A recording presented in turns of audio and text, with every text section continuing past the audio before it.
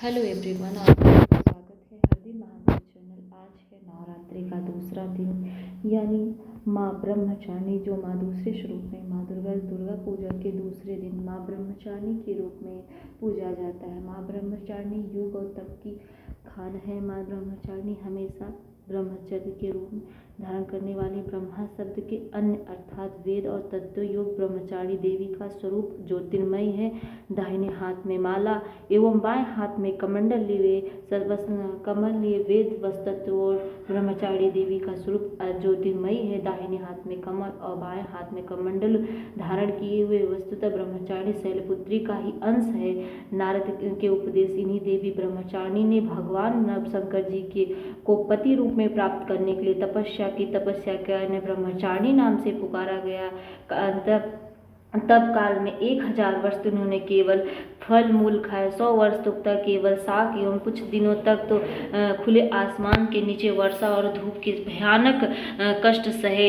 तत्पश्चात 3000 वर्ष जमीन पर गिरे हुए टूटे हुए गिरे बेलपत्रों को खाए। भगवान शंकर की दिन रात आराधना कर इसके पश्चात सूखे बेलपत्रों को भी खाना छोड़ दिया। कई हजार वर्ष तक निर्जला निराहार व्रत करने के पूर्व से भगवान शंकर प्रसन्न होकर दर्शन दिया और देवतागण हर्षित हो सिद्धगण मुनिगण ब्रह्मचारिणी देवी को उपासना और तपस्या करने लगे। पितामह ब्रह्मा जी ने आकाशवाणी किया। उन्होंने कहा, देवी, किसी से ऐसी कठोर तपस्या नहीं जिस प्रकार आपने अलौकिक रूप से तपस्या की है। तुम्हारी मनोकामना अवश्य पूरी होगी। भगवान शिव तुम्हें पति रूप में अवश्य प्राप्त होंगे।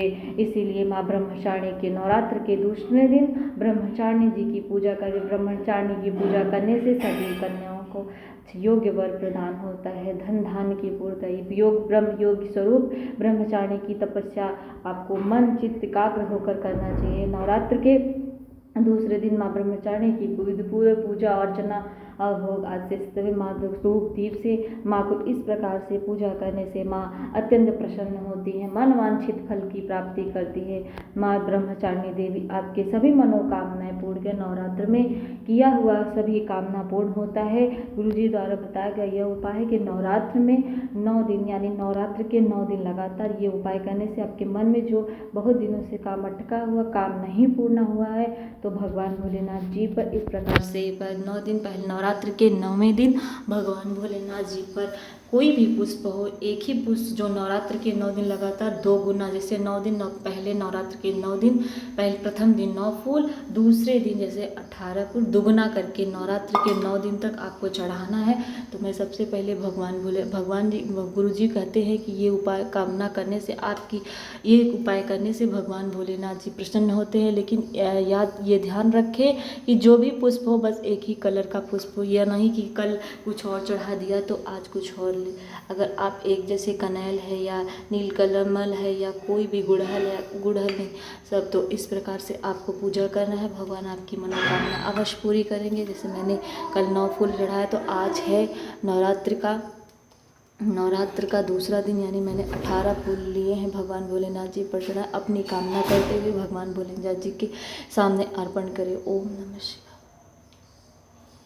मंगल कामना हेतु या व्यापार वृद्धि के लिए, सकल नौकरी जॉब विद्यार्थी के लिए, सभी जो भी काम आपका नहीं हुआ हो उस कामना को पूर्ण करें। माँ आपकी मनोकामना अवश्य पूरी कर। भगवान भोलेनाथ जी और माँ दुर्गा साथ में विराजमान है। माँ गौरा माँ ब्रह्मचारिणी के रूप में आपके दूसरे दिन भगवान ब्रह्मचारिणी का स्वरूप को याद करके भगवान भोलेनाथ जी की ही स्वरूपिणी माता आपकी सभी मनोकामनाएं पूर्ण करेंगी। जय माता दी, जय माता दी, जय भोले बाबा, जय मातेश्वरी, जय महादेव। ओम नमः शिवाय, ओम नमः शिवाय करते हुए भगवान भोलेनाथ जी इस प्रकार से समर्पित करें और माँ दुर्गा जी की बुद्धपूर्वक पूजा करना चाहिए। जय मातेश्वरी, जय भोले बाबा की, शिव शंभो, जय शिव शंभो।